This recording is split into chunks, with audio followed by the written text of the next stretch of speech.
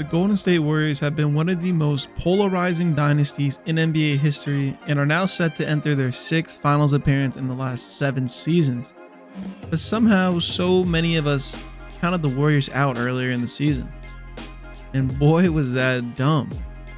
At the beginning of the year, the Warriors were actually looking unstoppable and were atop of the conference, and Curry was looking like a lock for the MVP award, which would have been his 3rd time winning it. The Warriors were holding the 1 seed for a majority of the early parts of the season. It was a fight between them and the Phoenix Suns. On January 10th, the Warriors were tied for the 1st seed with the Suns, and after that date, they never again saw the 1st seed. And we need to figure out what happened after that day. The Warriors were looking like heavy favorites for the title this season, but come to the end of the regular season, odd makers had the Warriors with a plus 850 odds to win it all, trailing behind the Suns, Bucks, the Nets, and yes, the Nets entering the play-in tournament were actually favored over the Warriors to win this year's championship. The disrespect is wild. But anyways, also the Celtics were tied alongside the Warriors with a plus 850. Well, let's take a look at what happened to the Warriors after the All-Star break. The Warriors went 11-12, which was good for 18th in the league record-wise after the All-Star break. We saw the Warriors lose 11 games in the month of March and only won 5. We also saw this season Steph Curry go through the worst shooting slump of his career.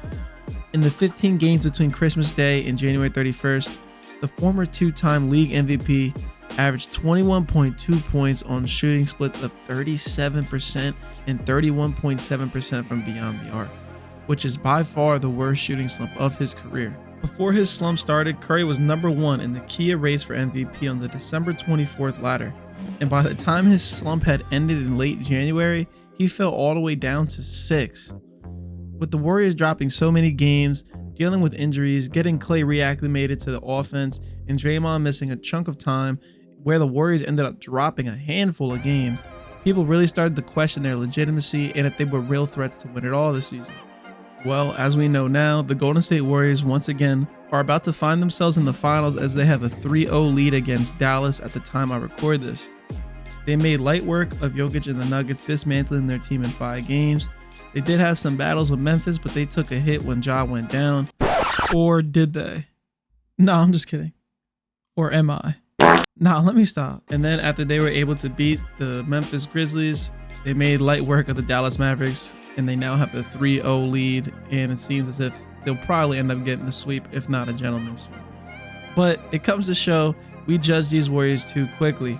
Just because of a rough patch in the season, we know how great this team is, how deep their lineup is, their pedigree, and the great mixture of veteran leadership and young talent. The Warriors team is all around built to win. Especially now with the emergence of guys like Jordan Poole, who is blossoming into a star right before our eyes, averaging 19, 3, and 4 on 52, 40, 90 shooting splits.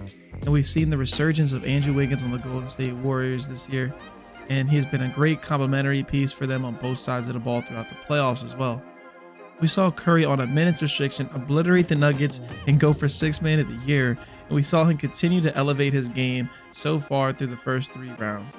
Klay Thompson has still shown plenty of vintage Klay moments throughout the playoffs so far, one including his Game 6 performance against the Memphis Grizzlies when he dropped 30 points on 8 3-pointers. Draymond Green might be the most impactful player ever who averages less than 10 points per game for their career. The intangibles and defensive versatility he brings proves every playoffs why he is the X factor for this team. With the Warriors in the finals once again, they will be facing either Miami or Boston. Both matchups will bring much better perimeter defense than what Dallas has showed in this series.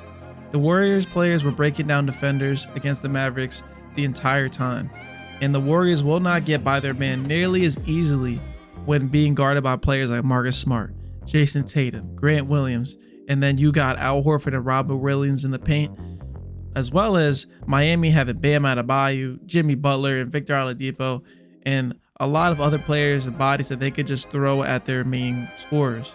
We've seen how good Oladipo was defending Tatum so far in their series, and also Kyle Lowry, who knows how to make timely plays when needed. All these teams have great defense, including the Warriors. It is going to be a great finals matchup against whichever team ends up coming out east. The main thing I am curious about though, what does another ring and getting his first Finals MVP mean for Steph Curry's legacy? Obviously, it's going to elevate it, but do you believe that it will finally put him over the edge of Magic in certain people's eyes?